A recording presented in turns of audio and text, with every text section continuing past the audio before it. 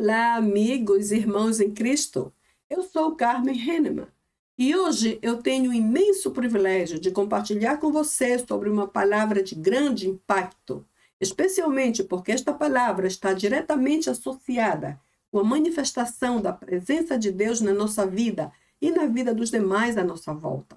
Bem, de que palavra estamos falando? Sobre o que falaremos hoje? A palavra do dia de hoje é a palavra doxa. Mas que é doxa? Talvez você pergunte como se traduz esta palavra. Então, ela se traduz ao português como glória. Agora, antes de começar, quero já que estejamos preparados para tratar de fazer a diferença entre a glória de Deus e outra glória que não seja de Deus, porque atualmente muita gente fala desta palavra, certo? E muita gente tenta aplicá-la de outra forma. Inclusive, outras pessoas pensam que criam sua própria glória. Bem, vamos ver. Por outro lado, a glória doxa, que é a glória de Deus, a quem pertence realmente? Ou seja, a quem pertence esta glória? E eu não estou falando da glória, repito, não estou falando da glória do homem, mas da glória celestial. Porque a glória do homem se consegue, por exemplo, através de boas obras.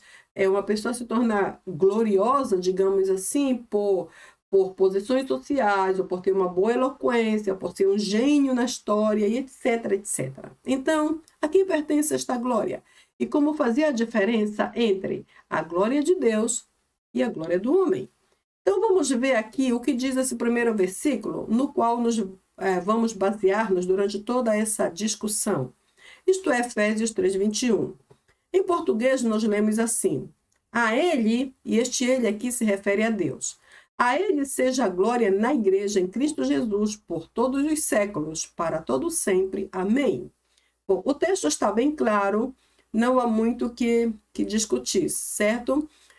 Somente que uma pequena observação, se eu tivesse que escrever essa expressão separadamente, eu colocaria ele com letra maiúscula, mas como a Bíblia está assim, porque esse verso é um segmento do anterior, parece o ele minúsculo, esse pronome minúsculo, mas o contexto revela que se refere a Deus. Quem dirá, como leremos esse versículo em grego? Vamos ver então, o mesmo verso diz assim: autor doxa en te ecclesia kai en Christo Iesu, eis passasta gnias tu aionos ton aiono. Amém. Este texto aqui aparentemente está traduzido mais ou menos, ou parece mais ou menos a mesma coisa que lemos em português. Por isso, como vamos ver alguns detalhes importantes sobre este contexto através dos próximos slides, eu somente quero fazer uma rápida referência a esta pequena palavra que está bem aqui, en. Esta é uma preposição e ela está bem aqui e se repete outra vez aqui adiante. Na primeira parte, ela está antes de te ecclesia, a igreja. A segunda vez aparece antes de Cristo Iesu. Está bem aqui outra vez. Bom, a primeira vez, como se refere à igreja, a tradução mais literal é entre. Literalmente, esse verso diz assim, aqui em português diz, a ele seja a glória na igreja. Aqui seria literalmente, a ele seja a glória entre a igreja. Entre a igreja. Te ecclesia, a igreja. Por quê? Porque essa palavra se refere ao contexto de que eclesia, ou igreja, não é um edifício físico, mas é um grupo de pessoas que se reúnem juntos. Por isso, a tradução mais imediata, mais apropriada para esse contexto aqui é entre, no sentido de que a glória de Deus, que é doxa, que é a palavra anterior, será dada a ele, que é o autor, que é a primeira palavra que vimos aqui na primeira frase em grego. A glória será dada a Deus, será dada a ele, entre os membros da igreja. Neste caso, se a presença de Deus estiver entre a igreja, não estiver somente na igreja, mas entre os membros. Porque quando falamos literalmente na igreja, se a preposição fosse outra e dissesse na igreja, está apontando basicamente para uma posição estática. Por exemplo, na mesa. O livro está na mesa. Ou a chave está na porta. Está uma posição estática, parada, não se move dali. Contudo, aqui, como o contexto é outro, se fala de igreja, que é o corpo de Cristo, formada por diferentes membros. Então, a ideia mais correta, mais apropriada do texto é mencionar que a glória de Deus deve estar entre os membros da igreja. 50 membros, 100 membros, ou inclusive 5 membros, mas deve estar entre todos eles, porque é esta condição de estar todos envolvidos com a mesma glória de Deus que nos condicionará a dar a Ele, a Deus, esta glória. A glória não pode chegar na igreja e parar, por exemplo, no pastor, paralisar em uma pessoa e não alcançar a outros, não diria assim, contaminar a outros com a presença de Deus. Isso não existe. Na mentalidade desse texto, esse en nos obriga a que a presença de Deus, que é em si a glória, esteja entre cada um, e isso nos condiciona a envolver-nos, a inflamar-nos, a contaminar-nos juntos com a presença de Deus, e então teremos o entendimento suficiente para dar a Ele a glória que lhe é devida. Essa é a conotação. A segunda parte daqui, a segunda vez em que o en aparece, literalmente se traduz como em português. Aqui sim já fala de uma posição, em Cristo Jesus, em Cristo Jesus. Por quê? Porque esta posição nos leva a crer que enquanto estamos estabelecidos em Cristo, então estamos aptos a dar glória a Deus.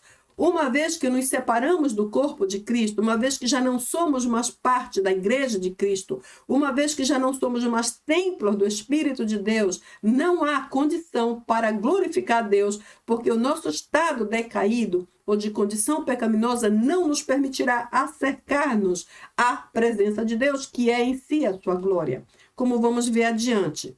Então, aqui nesse caso, este em fala de uma posição, um posicionamento em Cristo. É como uma árvore, por exemplo. A árvore está em pé, grande e frondosa. Os galhos estão todos conectados. Se quebramos um galho, a árvore continua em pé. O galho morre. Então, uma vez morto esse galho, já não tem mais conexão com a árvore, logicamente que a consequência vai ser a morte. Não há como produzir frutos, porque ele já morreu. Não está recebendo vida de ninguém mais. É a mesma conotação, a mesma ideia que existe aqui para a preposição em, nesta segunda parte da primeira linha em grego. Em Cristo, enquanto estamos conectados, temos a vida suficiente para glorificar a Deus. Se quebramos e saímos de Cristo, se não estamos mais em Cristo, como diz o versículo aqui, então, como vamos glorificar o Senhor? Porém, quando estamos conectados, sim, temos toda a condição. E o primeiro, não esqueça, entre a glória de Deus, a presença de Deus deve estar entre nós e nada mais. Às vezes, perdemos tempo deixando que outras coisas, outros sentimentos, inclusive sentimentos horríveis, imorais, sujos, falsos, entrem na igreja e contaminem um por um, e isso nos quebra, como o galho que se quebra da árvore. Já perdemos a vida, porque já não estamos mais conectados à origem, que é Jesus, por isso não podemos mais glorificar a Deus. Esta é a informação adicional que temos por agora. Vamos ver o que diz a seguinte, porque temos muita coisa a aprender hoje sobre glória de Deus. Vamos ver então pela definição. Como definiríamos glória? E agora me refiro à glória de Deus. Existem possibilidades de definir a glória de Deus de diferentes formas corretas, certo? Então, por isso, eu criei aqui o meu próprio conceito, ou a minha própria definição. Eu creio que glória é a abundância da presença de Deus. Isto é, para mim, glória. Glória é a presença de Deus em abundância. Quando eu estou cheia e transbordante de Deus, então eu estou cheia da própria glória de Deus. A abundância da presença de Deus, que inclui todos os seus atributos. Porque quando a glória de Deus se manifesta, ela vem trazendo todos os atributos de Deus ao mesmo tempo. Vamos ver então alguns desses atributos: sua santidade, sua justiça, sua fidelidade, seu poder, sua autoridade, seu domínio, sua majestade, sua perfeição, sua sabedoria, seu absolutismo, sua eternidade e absolutamente tudo mais que ele é em si mesmo. Então vamos ver. A santidade aqui é tão importante porque esta é a parte que aplaca e que contrasta com a nossa natureza humana. Veja bem, a santidade de Deus é totalmente perfeita, certo? Deus é perfeitamente santo e nós somos perfeitamente pecadores. São dois extremos diferentes que nunca vão poder se harmonizar. São dois opostos que nunca vão poder estar juntos. A santidade de Deus nunca jamais vai aceitar caminhar junto em plena harmonia com a nossa pecaminosidade. Então, neste caso, há um impacto muito grande quando a glória de Deus ou a presença de Deus se manifesta realmente poderosamente sobre nossas vidas. A sua santidade nos aplaca de tal maneira que nos conscientiza que nós precisamos mudar e mudar para melhor. Necessitamos renunciar coisas.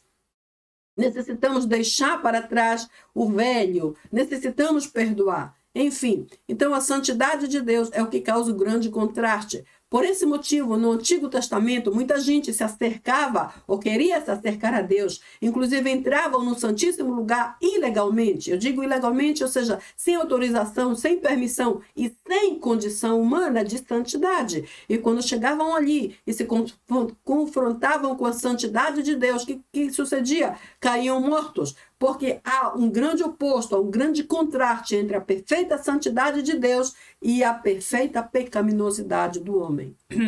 Então, a santidade de Deus traz esse impacto para a mudança. A justiça é o que aplaca para matar. De repente, morriam porque a justiça de Deus, em base à sua santidade, eliminou o indivíduo porque estava em uma outra natureza que não era a natureza de Deus. A fidelidade de Deus revela o que ele é, o que ele promete, ele cumpre. O poder aqui manifesta que Deus tudo pode, para ele nada é impossível. A autoridade mostra que ele está sobre todos os demais, todos obedecem, inclusive o inferno e todos os demônios juntos. O domínio mostra que Deus tem o controle de todas as coisas e nada acontece realmente.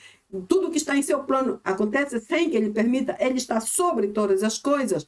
A majestade de Deus mostra que ele é o Deus soberano e em suas mãos está a regência de todo o universo. A perfeição de Deus mostra que ele nunca erra, nunca se equivoca, ele nunca chega atrasado, nunca se atrasa, nunca se confunde, nunca esquece. Ele é simplesmente perfeito em tudo. A sabedoria de Deus mostra que ele sempre tem uma boa palavra para nós, sempre tem um conselho exato no momento certo. O absolutismo de Deus mostra que ele é Deus único, fora dele não existe outro, ainda que existem outros por aí fazendo coisas e milagres, tanta coisa, não existe outro Deus. Ele é último, ele é absoluto em todo o aspecto. E a eternidade mostra que Deus é e será para sempre. Ele nunca foi criado, ele nunca vai morrer, ele nunca foi feito por ninguém e nunca vai desaparecer.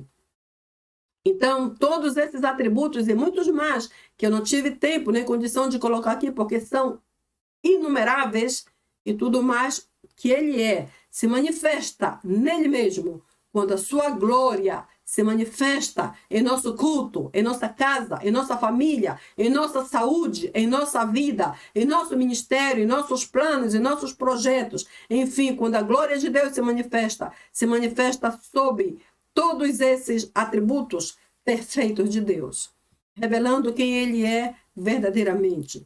Agora vamos ver, existe alguma origem para a glória humana? Já que estamos falando do doxa, que é a glória de Deus, qual seria a glória humana? E existe alguma origem, algum início, existe alguma forma de que essa glória humana seja criada?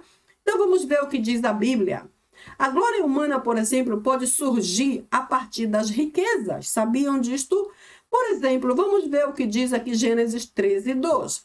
Esse versículo diz que Abraão era um homem muito rico e ele era possuidor de muitas coisas. E porque era muitíssimo rico, ele foi considerado um homem glorioso, ou em algumas versões diz muito glorioso, por causa das suas possessões. Então, isso aqui é interessante. Isso aqui não foi uma glória do tipo radiante, de resplendor, não era esse tipo de glória, mas simplesmente a glória do reconhecimento.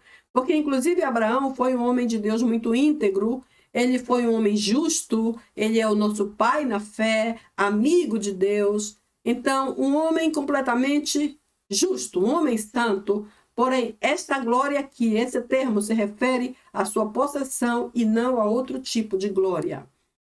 Então, isso nos indica que a glória pode vir da riqueza. A segunda alternativa aqui é a posição social. A glória humana surge também da posição social, como, por exemplo, José.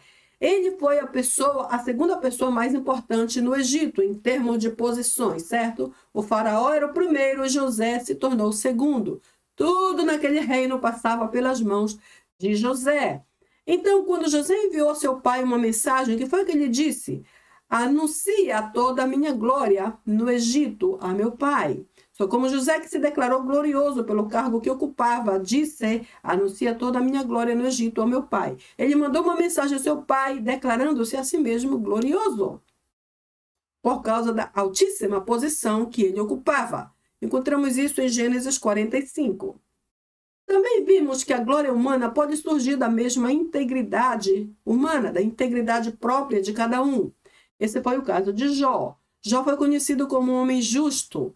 Inclusive, ele foi tão justo que ele fazia sacrifícios pelos pecados dos filhos dele antes que eles cometessem esse pecado. Muito interessante isso. Quando um dia ele passou toda aquela imensa tribulação que já conhecemos, ele estava, creio que, lamentando com ele mesmo e disse, ele me despojou da minha glória e tirou a coroa da minha cabeça, no capítulo 19 de Jó. Então, isto aqui é uma palavra do próprio Jó. Por quê? Porque a sua integridade o coroava. Ele estava em realce, ele estava em destaque, até mesmo aos olhos de Deus. Sabemos disto por causa da sua integridade. Alta integridade simbolizava glória. O poder também era uma origem da glória humana. Por exemplo, em Isaías capítulo 8, vemos que há uma referência sobre o rei da Síria. E a mensagem é, o Senhor fará com que o rei da Síria venha sobre eles com toda a sua glória. O rei da Síria não era realmente um deus, não era um anjo, não era nada disto. Ele era simplesmente um homem. E a Bíblia menciona, usa esse termo glória para referir-se a ele. Isso aqui, se vamos entender bem o contexto dessa parte, desse trecho bíblico, entenderemos que o rei da Síria viria contra aquele povo em todo o seu poder, majestade e soberania, porque sabemos que todo rei, não importando se é um rei bom ou um rei mau, ele tem em si soberania, é um soberano porque é um rei. Então, na verdade, esta palavra glória aqui é sinônimo de soberania. Então, o rei da Síria virá contra eles em todo o seu poder e em toda a sua soberania. Ou seja, não medirá esforço. Ele, se quiser, vai matar todos porque ele é o soberano da nação, neste sentido. Então, essa parte nos indica que a glória humana também surge do poder. A sabedoria é outra origem para a glória humana. Aqui temos o exemplo de Salomão. No livro de 1 Reis, Antigo Testamento, capítulo 3, lemos assim. Salomão fez uma oração, certo? Já sabemos sua história. E aí Deus perguntou, o que queres? Ele disse, eu quero sabedoria. Então Deus se agradou da sua oração e disse também, o que você não me pediu, eu te darei. Te darei tanto riquezas como glória. No final de tudo, Salomão se tornou o mais famoso de todos e até mais tarde se escutava naquele contexto bíblico que não houve um rei tão conhecido, tão famoso, tão sábio como Salomão. Ou seja, a sua sabedoria era sinônimo da sua própria glória. Ou qualquer outra influência, como vimos aqui. Qualquer outra influência. Algumas pessoas têm muita eloquência, outros são considerados gênios, outros são, assim, muito criativos, outros, enfim, diferentes habilidades, diferentes talentos, diferentes dons, diferentes influências. Qualquer outra influência pode criar ou originar a glória humana. É somente um vislumbre do que nos ajudará a entender e fazer a diferença com a glória de Deus. Porém, depois de ver todas essas glórias humanas, eu pergunto, esta é a mesma glória de Deus? Podemos chamar aquelas lá que vimos agora mesmo em José, Abraão, em Jó, no rei da Síria, glória de Deus? Ou como podemos entender isto? Qual seria a sua resposta? A minha resposta é não. Aquelas que vimos ali não é a mesma glória de Deus. não apenas porque a palavra em grego é diferente, mas também porque a manifestação, a existência, a operação de cada uma dessas glórias, digamos assim, é muito diferente. Não é a mesma glória. Primeiro, porque a glória de Deus é superior à glória humana. Já sabemos disso, é superior. Por essa razão, no Antigo Testamento, aquelas pessoas que se atreviam a entrar na presença de Deus sem autorização, sem estar devidamente santificados, elas caíam mortas, porque a glória de Deus é superior à natureza humana. E a natureza humana se limita em pecaminosidade, uma natureza pecaminosa ou uma natureza humana que no final dá na mesma coisa. Também porque a glória de Deus se manifesta com poder. Então, a glória de Deus se manifesta com poder. E é esse poder, esse dínamo de Deus que causa impacto e nos faz estremecer em nossa própria natureza humana. Então, é muito interessante quando Deus se manifesta na nossa vida, quando entramos em um lugar que está cheio da presença de Deus, quando as coisas se movem segundo a presença de Deus, nós não podemos ficar da mesma forma, não podemos ficar estáticos aí, cruzando os braços, olhando para o teto. Não. Algo acontece porque a presença de Deus se manifesta com poder. E esse poder nos faz estremecer em nossas bases, nos sacode violentamente que eu digo no espírito, nos faz pensar profundamente. E então entender o quanto ainda precisamos mudar, o quanto ainda podemos ser melhores como cristãos. E afinal, em si mesmo, ninguém pode resistir a esta glória de Deus. Por quê? Porque é superior, porque se manifesta com poder e contrasta totalmente com essa natureza humana ou pecaminosa que temos. Por isso, afinal, ninguém pode resistir, como aqueles lá do Antigo Testamento, outra vez repito, e muitos que caíram mortos, porque simplesmente não creram e se atreveram a desafiar a glória de Deus ou a presença de Deus de forma errada. Veremos então o que o Antigo Testamento hebraico diz sobre a glória. Essa palavra glória é bastante respeitada e bastante repetida e muito conhecida no Antigo Testamento hebraico. Vamos ver então que a primeira expressão encontrada aqui é a palavra roder. Roder se encontra, eu encontrei esta palavra apenas como definições, elas mostram o que a glória é em si, tratando de definir cada uma. Então vamos ver aqui que podemos entender. Encontramos roder como autoestima ou autoapreço hacia Deus, ou a Deus, certo? Elogio ou louvor a Deus. Adoração a Deus. Honra, brilho, majestade, esplendor. Essas palavras aqui são todas referentes à palavra roder. Autoestima, que também pode ser autoapreço, é aquela classe de sentimentos doce, suave, de admiração extrema que temos por alguém. Uma vez que esse sentimento é cativado, então se transforma em uma espécie de louvor, digamos, de elogio. A diferença é que a primeira, às vezes, é em secreto, somente a admiramos. A segunda, já começamos a elogiar ou a louvar, então declaramos com as palavras, não é assim? Uma vez aqui em louvor, não é difícil saltar para o seguinte nível, que é a adoração, e esta parte Deus ama, inclusive a Bíblia diz que Deus busca adoradores verdadeiros. Uma vez que estamos aqui nesse nível da adoração, não será difícil honrá-lo, e honrar a Deus é inclinar-nos, não só fisicamente, mas inclinar nosso coração, inclinar nossa fé, inclinar todo o nosso ser diante dele, reconhecendo-o como Senhor máximo sobre todo o universo. Deus ama essa atitude. O brilho da presença de Deus sempre se manifesta quando nós entramos nesse campo da adoração e caímos aqui nesse lugar especial da honra, honrá-lo com exclusividade. Deus ama muitíssimo essa expressão do nosso ser para ele. Ele crê nisso e ademais recebe assim, voluntariamente o que expressamos. Porém, a palavra roder aqui se refere muito mais à majestade e esplendor. A majestade que é Deus em si, a presença de Deus reflete a sua majestade, e o esplendor de Deus, que alguns definem como um brilho, como um reluzir, enfim, o esplendor que seria simplesmente o impacto da sua glória presente. Todas essas palavras estão associadas com essas duas que temos aqui. A palavra, por exemplo, a palavra doxa, doxazo, que é glorificar ou glorificado. Ou seja, tudo isso que fazemos aqui, não importa que palavra usemos ou que expressão apliquemos, todas elas representam glorificação, que seria o doxazo. E doxaste é uma ramificação da mesma palavra. Ou seja, Deus se alegra sumamente quando nós o glorificamos. E isso disse Jesus também, eu creio que em João 13:31, Jesus disse, porque agora o Filho do Homem foi glorificado, falando dele mesmo, e o Pai foi glorificado no Filho. Ou seja, Jesus foi glorificado, doxazo, em Deus foi glorificado nele ao mesmo tempo. Então, primeira parte, a glória rode refere-se a estes conceitos, o esplendor e a majestade de Deus, e o esplendor que se viu no tabernáculo, que se viu no templo de Salomão, que se vê hoje em nossos cultos e que se pode ver em nossas vidas.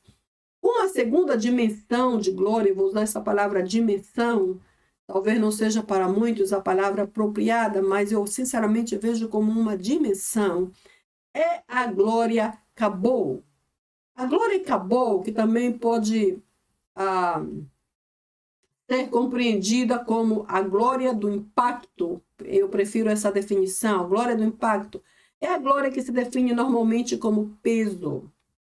Então, o peso, não o peso de algo negativo. Geralmente, quando falamos de peso, falamos de algo que não podemos levar, não podemos suportar. Não é esse tipo de peso, mas esse peso aqui eu traduziria mais bem para consciência. É a glória de Deus, é o Kabod de Deus que traz aquela consciência plena de que é Deus presente e a presença de Deus põe tudo no seu lugar devido. A presença de Deus restaura, a presença de Deus cura, a presença de Deus ressuscita a nossa fé, ressuscita a nossa alma, ressuscita quem seja. É uma presença, é uma glória que realmente faz estremecer a situação para melhorá-la.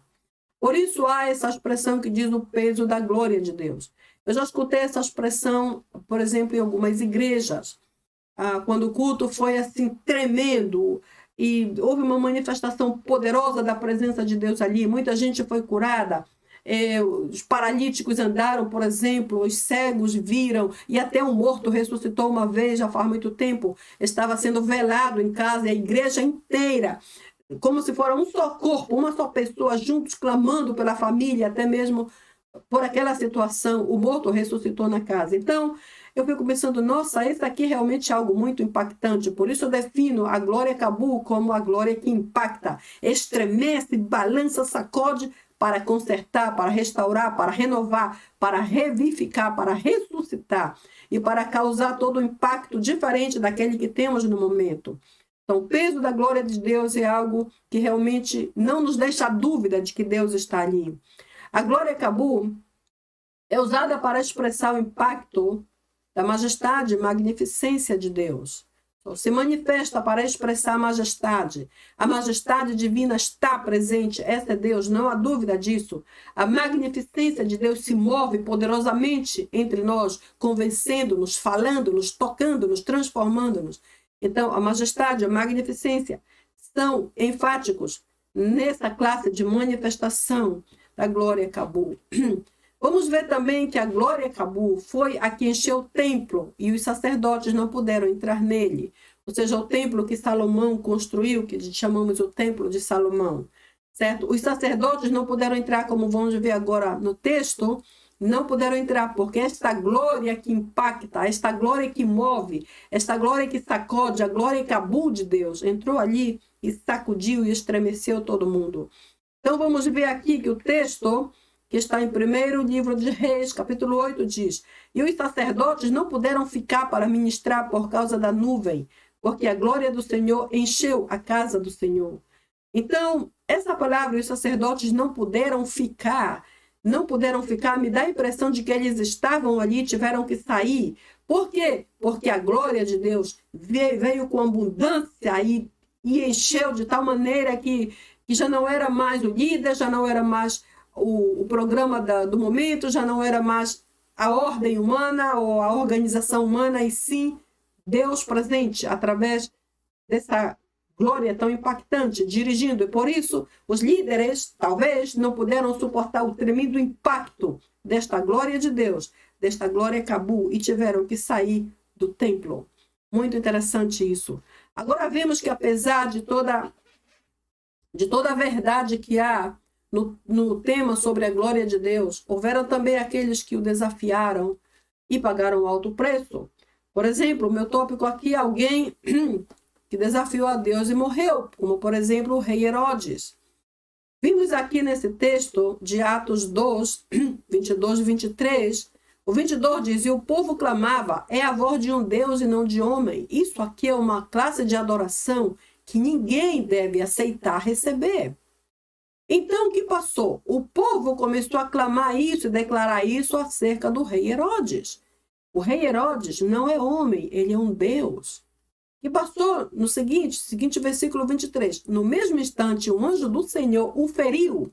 Feriu a quem? A Herodes. O feriu porque ele não deu glória, que era de Deus, coloquei entre colchetes, não deu glória a Deus, e comido por vermes expirou. Então, veja bem, essa parte dos colchetes não está aí na sua Bíblia. Eu coloquei só para enfatizar que a glória era de Deus, pertencia a Deus e não a ele, um simples mortal chamado Herodes. E apesar de que era rei soberano, não era digno e nem podia haver tratado de roubar a glória ou o reconhecimento que pertencia a Deus. Então, vamos ver aqui, essa situação deve ter sido terrível. Imagina o rei, que é o soberano da nação, em um ato público, e de repente cai morto na frente de todo mundo, e em um segundo todos os bichos, os vermes, os gusanos começaram a comê-lo. Isso foi simplesmente, só de imaginar, eu vejo algo assim simplesmente terrível. Qual foi o motivo?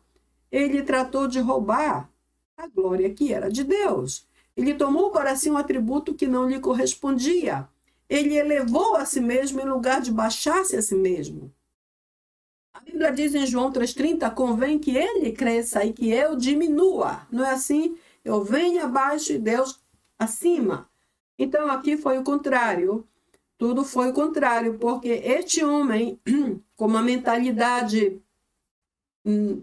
não me atrevo a classificar o classe de mentalidade, para não dizer nada fora do contexto, aceitou algo que não lhe correspondia e pagou um alto preço por isso. Então vamos ver que em Isaías 42, Deus reafirma essa ação aqui com Herodes, porque a minha glória não darei a outrem, não importa quem seja, ainda que seja um rei como Herodes, a glória jamais será transferida a um mísero humano, a um mísero pecador, e independentemente da sua posição ou qualquer outra classe de qualidade que apresente. Deus não dá sua glória a ninguém. Por isso é algo muito sério. Esse texto está aqui por alguma razão, certo?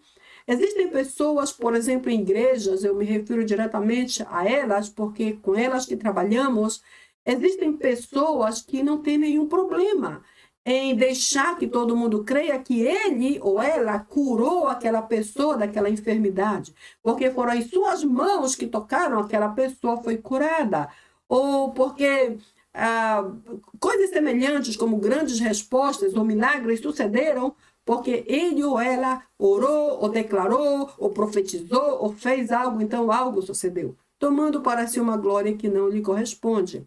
Isso é algo muito comum nesse momento. E sabe, é por esse motivo que muitas igrejas estão desoladas. E muitos pastores ou líderes que se intitulam pastores vivem como pessoas secas, que basicamente a aparência não são pessoas que expressam realmente a unção, a autoridade ou o enchimento de Deus na vida deles. É uma vida meio assim vazia. E muitos desses, às vezes, guardam esta aparência nas igrejas, fora da igreja, fazem coisas terríveis. Por quê? Porque não há realmente uma séria conexão.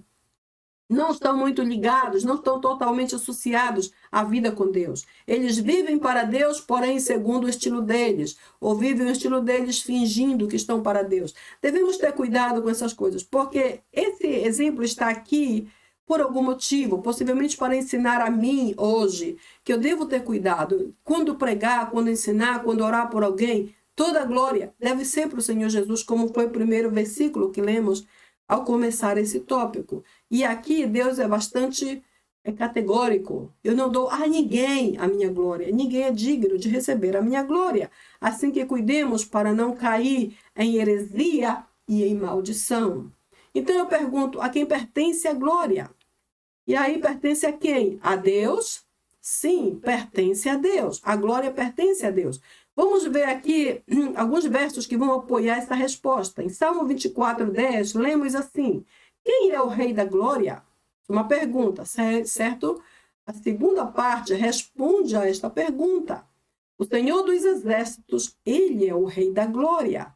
Ou seja, o Senhor dos Exércitos. Deus é o Rei da Glória.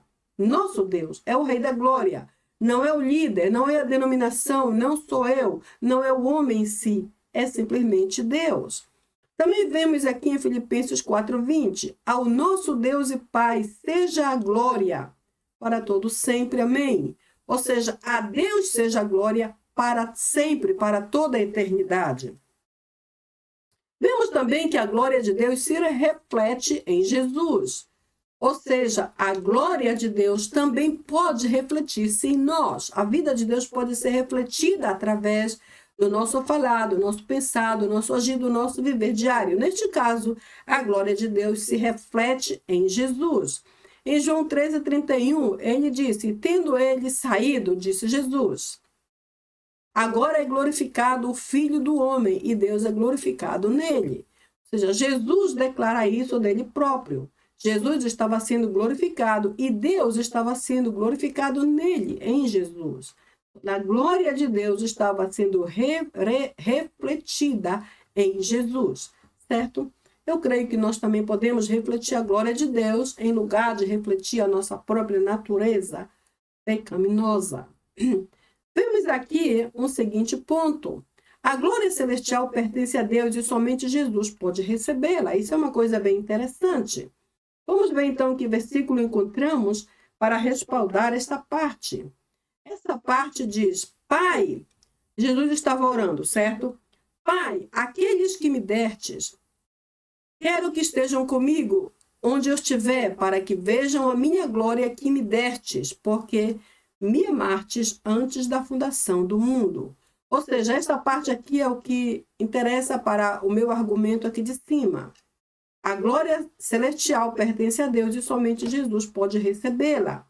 A minha glória, para que vejam a minha glória que me destes. Deus deu a Jesus a sua glória.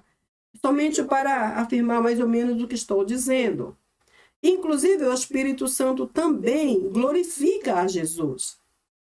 Ele me glorificará, porque tomará o que é meu e vou-lo dará a conhecer. João 16:14. Eu coloquei essa parte entre parênteses só porque os textos anteriores se referem ao Espírito Santo.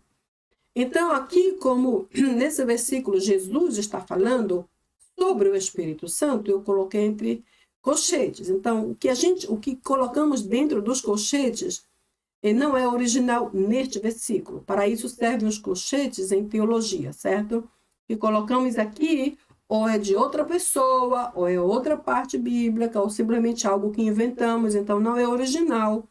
E por isso eu coloquei aqui somente para referir os textos que já foram mencionados antes do versículo 14.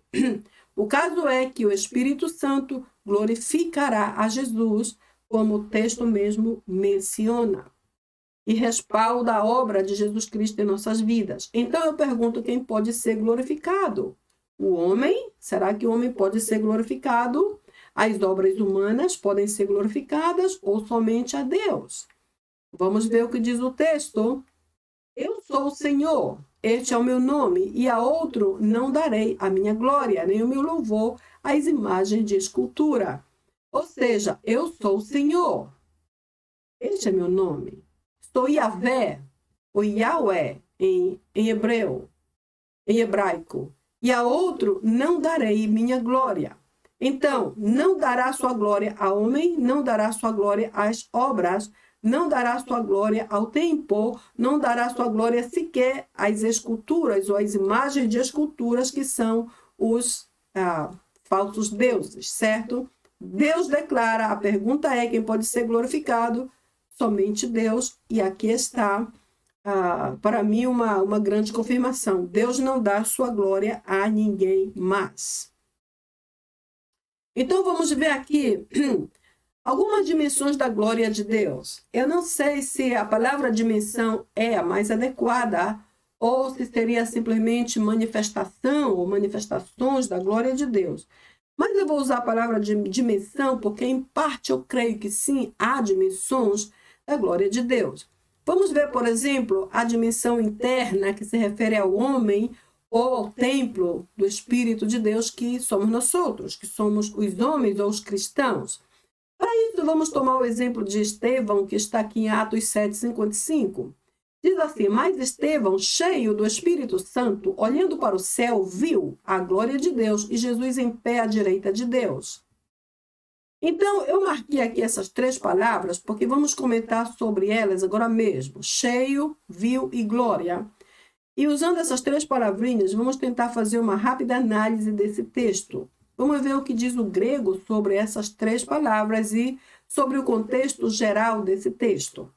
Então, Estevão já sabemos quem foi. Ele foi um homem muito justo, muito íntegro, temente a Deus e agradou muitíssimo ao Senhor.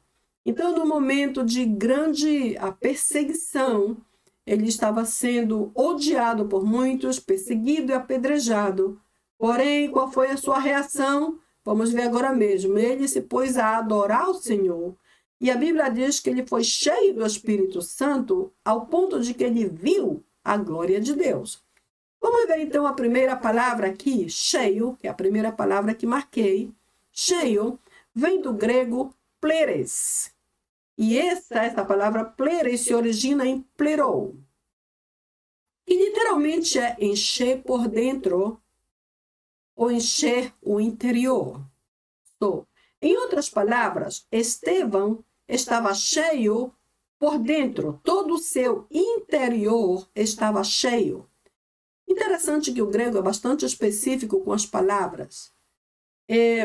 Existem pessoas, por exemplo, eu posso usar isso para fazer um tipo de comparação, tanto no Antigo Testamento, entre os fariseus, como hoje, entre os fariseus da época. Há pessoas que se revestem de uma aparência que não expressa exatamente o que eles são. É possível aparentar santidade e se viver em uma vida bastante longe desse estilo de vida que é a santidade.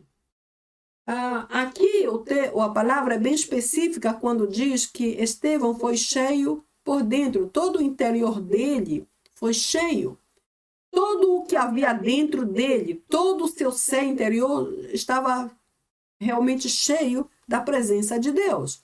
Isso aqui não era um caso de aparência, não era algo externo, não foi algo superficial. A palavra foi bem literal. Ele estava cheio por dentro. Parece uma repetição, certo? Uma redundância, mas, na verdade, é uma ênfase que se dá a essa palavra encher, ou a pleres, em que Estevão estava submetido.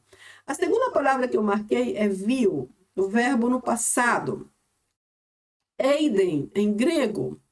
Agora eu trouxe aqui a parte que mais me interessa para associar com este eiden, que é o verbo ver, ou viu. A parte que marca aqui diz assim: Atenissas eston urano eiden. Atenissas aqui, nesse caso, é olhar atentamente ou fixar-se atentamente, ou seja, colocar atenção fixa e bastante determinada em algo, sem distrações, sem olhar para um lado para o outro, sem se desconcentrar, colocar uma atenção fixada, firme, com toda a atenção em uma só coisa ou em uma só direção. Foi o que Estevão fez. Ele olhou atentamente para algo, e atentamente se voltou para lá. Eis é uma preposição que indica para dentro ou adentro, literalmente. Hacia dentro pode ser, mas eu não sei se essa palavra é hacia dentro, se diz em português, eu creio que em espanhol. Seria para dentro ou adentro de algo. Neste caso, Estevão olhou atentamente para dentro, de acordo à preposição eis, tom é o, Urano, céu. Literalmente, ele olhou atentamente para dentro do céu. E aqui a palavra eiden, que é viu, como vemos aqui no começo, porém aqui nesse contexto é mais que viu, ele contemplou. Ou seja, ele não somente viu, mas ele contemplou algo mais alto do que simplesmente ver. Literalmente, olhou atentamente para dentro do céu e contemplou. O quê? O que ele contemplou? A doxa de Deus. A glória de Deus, do grego esplendor, doxa, certo? Então, eu só menciono isso aqui para refletir um pouco. Por essa razão, talvez Estevão não sentiu dor, quem sabe, porque ele basicamente já não estava ali. A sua comunhão com Deus foi tão intensa que só estava um corpo cansado ali. O resto já não estava mais, estava no mesmo céu, porque ele viu dentro e contemplou o que estava dentro do céu. Que privilégio de comunhão foi essa? Em contraste com essa comunhão, com essa glória interna, existe a externa. Enquanto a interna se refere ao homem, ou templo de Deus, que somos nós, existe aqui a externa, que se refere a um edifício físico ou a uma casa. Atos 2:2, por exemplo, diz assim: como um vento impetuoso que encheu toda a casa. Está falando daquela situação, daquele momento em que todos estavam reunidos no mesmo lugar, e aí todos começaram a falar em outras línguas, e aquele momento especial que já conhecemos, certo? A palavra aqui para encher, o que está no passado, é a mesma que vimos aqui em plerou, é eplerosen. Eplerosen é a mesmíssima palavra, plerou, apenas com alargamento aqui na frente, que é epsilon, que vem aqui, chamamos de alargamento, para poder formar uma preposição com a seguinte letra, que é um pi. So, epi, literalmente, entre. Epi é entre. Então, literalmente, esse versículo poderia ser entendido assim: um vento impetuoso que entrou entre a casa, ou entre toda a casa.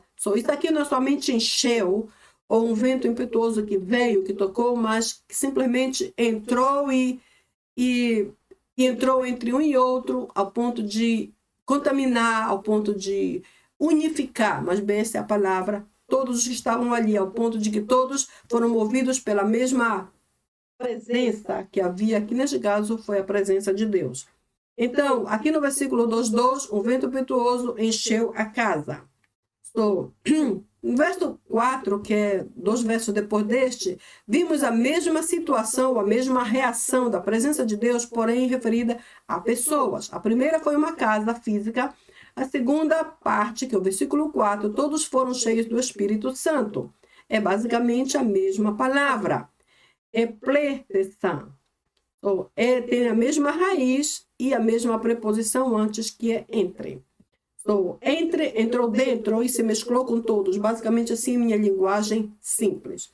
Vamos ver então que essas duas palavras, ambas, essa aqui que refere ao versículo 2 e também a que refere ao versículo 4, todas elas, como já disse, se originam em plerou, que é a palavra que está aqui, que é encher por fora ou encher interiormente. Eu diria que encher por fora se refere à casa, encher interiormente se refere ao homem, ao interior do homem e ao exterior da casa, certo? Porque a casa não tem vida. Para mim, a expressão mais forte de pleroma, a expressão mais forte do plerou é espleroma. Eu gosto muito dessa expressão pleroma, porque ela é mais abrangente, ela alcança mais significado, em minha opinião. Significa encher com abundância ou com uma superabundância. E, afinal, ela também significa preencher. Irmãos, quantas vezes na nossa vida precisamos ser cheios e depois recheios? É necessário que Deus nos encha e depois nos preencha, ou seja, outra vez, certo? Então, essa expressão neste contexto representa abundância. Não foi um simples toque, não foi um simples sentir, não foi uma simples sensação de algo, mas foi uma superabundância que encheu cada um que estava presente, ao ponto de que todos falaram outras línguas. E eu imagino que aquele momento ali foi indescritível em todos os seus aspectos, de tão tremendo que foi. A mesma ênfase vemos em Atos 13, 52, que diz: e os discípulos transbordavam de alegria e do Espírito Santo. Então, esse texto menciona que os discípulos transbordavam. Seria a mesma palavra pleroma aplicada aqui. Eles estavam cheios com abundância ou com uma superabundância da alegria do Espírito Santo. Só para ver que a glória de Deus em si, é por isso que menciono dimensões, certo? Porque ela se manifesta em diferentes facetas. Outra pessoa pode dizer em diferentes níveis, em diferentes caráteres. No entanto, diferentes dimensões. Podemos estar cheios, super cheios, ou podemos somente sentir a presença de Deus, podemos sentir que Ele está ali. Podemos ser cheios ou podemos ser super transbordantes. Cabe a nós decidir que a porcentagem, que quantidade de Deus queremos ter em nossa vida, ou seja, quanto queremos da nossa vida que seja governada pelo Senhor. Vemos então que transbordavam do Espírito Santo. E essa mesma ação se repete aqui no Antigo Testamento. Vamos ver que nesse Antigo Testamento, a Shekinah de Deus, que é esta palavra aqui, a Shekinah se manifesta tanto no templo que Salomão construiu, como também no tabernáculo, dirigido por Moisés e que caminhava junto com todo o povo que estava com ele. Então, a Shekinah de Deus, neste caso, pode ser encontrada como esplendor, luz brilhante de Deus, ou mais especificamente, a presença de Deus. Em realidade, eu gosto mais dessa última definição. A Shekinah de Deus é literalmente a presença de Deus em um lugar, como foi o caso que sucedeu aqui no templo. Agora, a Shekinah de Deus se revelava, neste caso, entre os querubins que estavam no propiciatório da arca. Ou seja, uma vez que a arca, uma vez que tudo era organizado, que o momento do culto chegava, eu estou imaginando uma espécie de programação. Então, o povo se reunia e esperava a manifestação de Deus.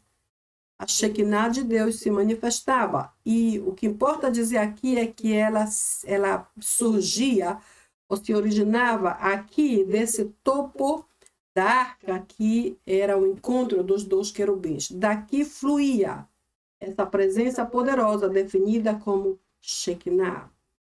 Em 1 Reis 8, lemos assim: e quando os sacerdotes saíram do santuário, a nuvem encheu a casa do Senhor, e os sacerdotes não puderam permanecer ali para ministrar por causa da nuvem, porque a glória do Senhor encherá a casa do Senhor. E vamos entender aqui. Primeiro eu vou pensar que os sacerdotes estavam dentro, porque então eles saíram do santuário, certo? Isso aqui é o santuário, isso aqui é o templo. Saíram do templo simplesmente porque a glória do Senhor encherá a casa do Senhor. Mais uma vez eu penso que a presença de Deus a glória de Deus é a presença de Deus em abundância. Quando essa presença vem em tanta abundância, quando pensamos somente a nível de natureza humana, existem casos em que as pessoas têm ou tiveram no passado, no Antigo Testamento, somente duas opções.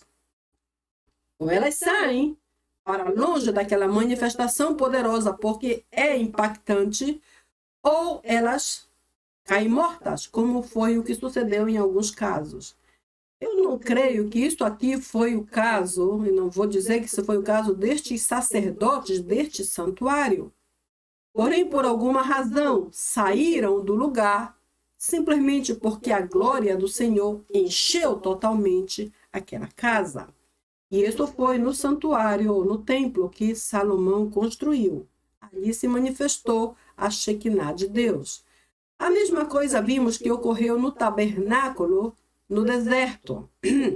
Vimos então que o texto aqui menciona, então a nuvem cobriu o tabernáculo e a glória do Senhor o encheu o tabernáculo. Moisés não pôde entrar no tabernáculo do testemunho porque a nuvem estava lá e a glória de Deus o encheu. Então, não foi Moisés que foi cheio da glória, mas sim o tabernáculo.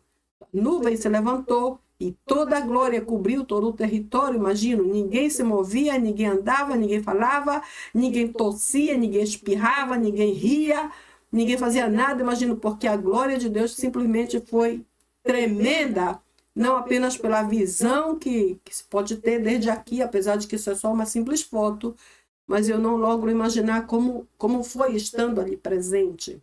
O caso é que a nuvem cobriu o tabernáculo, aqui vimos mais ou menos uma ideia do que seria a nuvem, e a glória do Senhor encheu toda aquela casa, todo aquele tabernáculo. E, inclusive, Moisés não pôde entrar ali. E Moisés era o autorizado, certo? Ele era o chefe sobre todos os demais.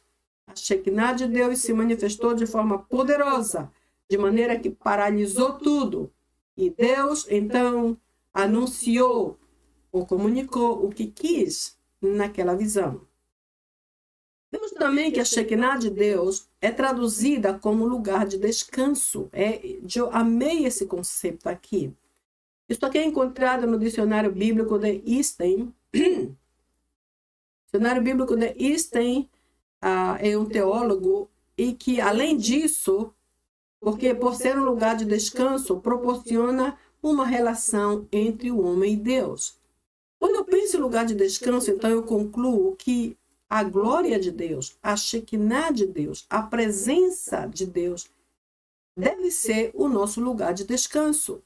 Quando as aflições chegam, quando nos sentimos atribulados, desanimados, oprimidos, ou só nós sabemos como nos sentimos às vezes, em lugar de correr para longe, em lugar de querer dar cabo da nossa vida, em lugar de querer desaparecer ou se tornar invisível, a melhor decisão, o melhor lugar onde esconder-nos é aqui, na presença de Deus. Esconder-nos em sua presença, em sua glória. Esse é o melhor lugar. Não apenas porque realmente descansamos, mas porque ali ninguém mais pode tocar-nos. Ademais, segundo Easton, ele disse que, por ser um lugar de descanso, proporciona a relação entre o homem e Deus. Isso todos já sabemos. Quando estamos na presença de Deus, podemos desenvolver uma relação de mais intimidade, porque estamos em sua presença. E a intimidade com ele pode tornar-se muito mais intensa, muito mais profunda e muito mais real. Vamos ver, então, que a palavra Shekinah vem do verbo Shechan. Pode ser Shechan, pode ser Shakam, mas eu creio que o mais aproximado de Shekinah é Shechan.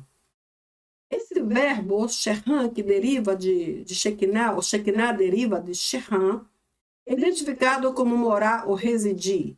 Então, por isso, esse teólogo Easton, que mencionamos agora um minuto atrás, ele define a glória Shekinah como moradia ou residência, ou seja, morar é um lugar que serve para morar ou residir. A glória Shekinah, que se deriva de Shechan. O que define glória, certo? Isso aqui é Shekinah, glória, como a morada de Deus. Então, eu repito. No slide anterior, esse autor do dicionário bíblico Easton disse que a Shekinah é o lugar de morada, o lugar de descanso com Deus. E disse também que, por ser um lugar de descanso, é um lugar onde podemos, digamos assim, desenvolver uma relação mais íntima com o Senhor. A definição dele concorda plenamente com o que diz aqui essa informação. O verbo Shechan que dá origem a Shekinah, que foi a palavra que Einstein usou, conclui dizendo que verdadeiramente indica moradia ou residência, morar ou residir. Tudo isso, toda essa informação se define por glória. E toda a glória se define em presença de Deus, certo? Definindo-se finalmente como morada do Senhor, como foi o que Esther disse no início. Este é o cumprimento da promessa divina de que Deus habitaria no meio do seu povo para sempre, como diz o versículo aqui. E farão um santuário para mim, habitarei no meio deles. Êxodo 25. Ou seja, o que eles fizeram no deserto foi simplesmente o que Deus ordenou fazer e, ao mesmo tempo, o cumprimento da promessa de que ele habitaria junto com eles no meio do deserto, enquanto o santuário estivesse ali, habitaria com eles. Ambas experiências aconteceram de modo semelhante em lugares diferentes, ou seja, a primeira vez em que a glória encheu a casa e os sacerdotes tiveram que sair foi o templo construído por Salomão. Por isso dizemos templo de Salomão. E a segunda vez foi no tabernáculo, quando nem mesmo Moisés pôde entrar ou permanecer, porque a glória de Deus foi abundante e muito impactante naquele lugar. Vamos ver então que a Shekinah de Deus acompanhava o povo de Israel numa coluna de nuvem durante o dia e de fogo durante a noite. Isso já sabemos e foi um tremendo privilégio. Literalmente, a presença de Deus, a presença que é a glória de Deus, acompanhou-os durante 40 anos no deserto, guiou-os, falou com eles e protegeu-os infalivelmente. Essa informação aqui é de alguém mais que resumiu e comentou isso assim com muita sabedoria. Verdadeiramente, que literalmente a presença que é a glória, ou seja, a glória de Deus que vimos nesse momento sobre o tabernáculo, acompanhou seu povo por todos os 40 anos no deserto, ademais os guiou, falou com eles muitas vezes e os protegeu infalivelmente de todos os seus poderosos inimigos, assim como ele faz conosco até hoje. Porque significava Deus habitando no tabernáculo com seu povo, certo? Que privilégio! E Deus continua trabalhando conosco, em nós e, ademais, morando conosco onde quer que estejamos. A palavra Shekinah não existe na Bíblia, literalmente, assim como mencionamos ou como você encontra em outros lugares, não existe. Mas seu significado, sim, existe. Em outras palavras, refere-se à ação de Deus para habitar entre seu povo. E uma coisa que me alegra muito é que servimos a um Deus de ação. Não é um Deus estático, não é um Deus morto, não é um Deus que está dormindo. O nosso Deus é um Deus de ação. E quando Ele age sempre para melhor, para fazer de nós aquilo que Ele espera que sejamos, mais parecidos com o seu Filho Jesus Cristo. Ora, minha pergunta final aqui é esta: como podemos realmente glorificar a Deus? Depois de tudo o que escutamos, será que existe alguma forma? Será que existe algum método? Alguma orientação? O que diz a Bíblia sobre como podemos realmente glorificar a Deus? Veremos então que a primeira sugestão que menciono aqui, de acordo com a Bíblia, em João 3,30, lemos: convém que ele cresça e que eu diminua. Ele deve aumentar e eu diminuir. Isso aqui é outra versão. Diminuindo-nos diante dele, esse deve ser o primeiro passo. Fazer-nos pequenos e deixar que Deus ocupe seu lugar de Deus, de Senhor absoluto. Uma seguinte coisa que devemos fazer, sem dúvida, é procurá-lo, buscar ao Senhor com todo o nosso coração. E quando ele desceu no monte, seu rosto resplandeceu. Certo? Moisés estava no monte falando com Deus. Quando desceu dali, seu rosto resplandeceu de tal forma que ninguém podia olhar para ele. Moisés teve que cobrir o rosto porque a glória, a intensidade, o resplendor da presença de Deus sobre ele foi tanta que ninguém podia ver o seu rosto por um tempo. Está aqui em Êxodo 34. E eu coloquei esse comentário. E a glória de Deus cobriu Moisés literalmente, porque Moisés clamou dizendo: mostra-me glória, Senhor. No capítulo 33, e ele a viu. Interessante. Se Moisés recebeu esse privilégio de ver a glória de Deus literalmente, foi porque sua oração foi honesta, foi verdadeira, foi genuína, e Deus não só se agradou dela, mas também lhe respondeu. Vimos também que para glorificar a Deus da forma como Ele espera ser glorificado, devemos seguir as orientações de primeiro livro de Crônicas 16, que diz: tributai ao Senhor a família dos povos, tributai ao Senhor glória e poder, dai ao Senhor a honra devida ao seu nome, trazei uma oferta e apresentai-vos perante Ele, adorai ao Senhor na beleza da sua santidade. E eu coloquei, ou seja, todas as formas possíveis devem ser usadas para verdadeiramente glorificar o nosso Deus.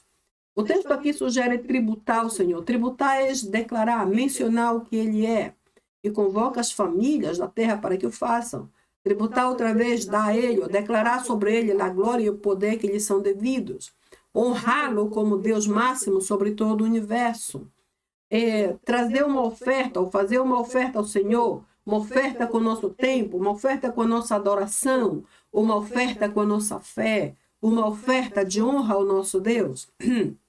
Adorá-lo como Ele é, na beleza da sua santidade. Ou seja, adorá-lo, já sabemos o que Deus espera de nós, que sejamos verdadeiros adoradores, não aparentando algo que não somos, não dizendo algo que não está realmente no coração, não falando de boca, como alguns outros fizeram e a própria Bíblia desaprova ou reprova. Então, seguindo cada um desses passos, com certeza, chegaremos a glorificar a Deus, como Ele espera ser glorificado.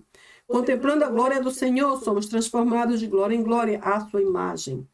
Ou seja, neste caso, contemplando a glória do Senhor. Esta palavra contemplando aqui está em forma contínua, certo? Esqueci o nome da conjugação, mas está em tempo progressivo. Essa é a palavra. Contemplando, ou seja, enquanto estamos fazendo isso, lhe estamos dando a glória devida, estamos proporcionando a nós mesmos o crescimento de que necessitamos. Então, enquanto fazemos isto, enquanto glorificamos o Senhor, somos transformados de glória em glória à sua imagem, ou seja, até chegar a ser como Jesus é. Em Gálatas menciona um texto muito interessante que diz até que Cristo seja formado em nós. Esse verso diz, seremos transformados de glória em glória à sua imagem. A imagem de Cristo. Por que esse texto está aqui? Porque essa é a vontade de Deus, que sejamos parecidos aos seus filhos. E que lindo será isso. Eu desejo realmente chegar a esse nível plenamente, e por isso, confesso, luto cada dia para conseguir isto. Afinal, lhe damos glória quando declaramos quem Ele é, em si mesmo, em todos os seus atributos. Ademais, quando conhecemos o que Ele faz em todo o seu poderio e majestade, e o santificamos em todo o nosso modo de ser, como nosso falar, nosso pensar, nosso sentir, nosso operar, nosso fazer coisas, nosso viver, e etc, etc. E é o que realmente Deus espera de nós. Através do nosso constante e contínuo crescimento, até nos tornarmos como Cristo. Então, veremos aqui, se não há constância, se não há continuação no nosso crescimento, como chegaremos a ser como Cristo? Então, esse versículo anterior, 2 Coríntios 3, somos transformados de glória em glória, contemplando a glória do Senhor, somos transformados. Fala de uma continuação ou de uma continuidade. A constância e o contínuo crescimento espiritual pode suceder enquanto estamos na presença do Senhor ou diante da sua glória. Lembre, a glória é a mesma expressão da sua presença. Portanto, enquanto estamos em sua presença, ou enquanto contemplamos sua glória, crescemos continuamente e não haverá nada verdadeiramente que nos possa impedir, porque o nosso Deus é maior, muito maior que todas as nossas circunstâncias. Bem, se tu estiveres comigo até aqui, eu gostaria de sugerir que você se inscreva no nosso canal para receber as notificações dos futuros vídeos que vamos estar como digo, postando aqui no nosso canal. E deixe-nos também teus comentários, tuas sugestões ou opiniões, perguntas se tiveres. Deixa-nos o teu like para saber que fortes edificado por esta palavra, em caso de que tu fortes abençoado por ela. E, se possível, compartilha com alguém mais, a fim de que possam ser abençoados como você foi através dessa mensagem. Para mim é uma bênção poder compartilhar com todos vocês o que temos aprendido aos pés do Senhor. Então eu te vejo no próximo vídeo e para mim é uma bênção compartilhar e estar contigo, ainda que seja desta forma, à distância, ok? Que Deus te abençoe muito. Bye, bye.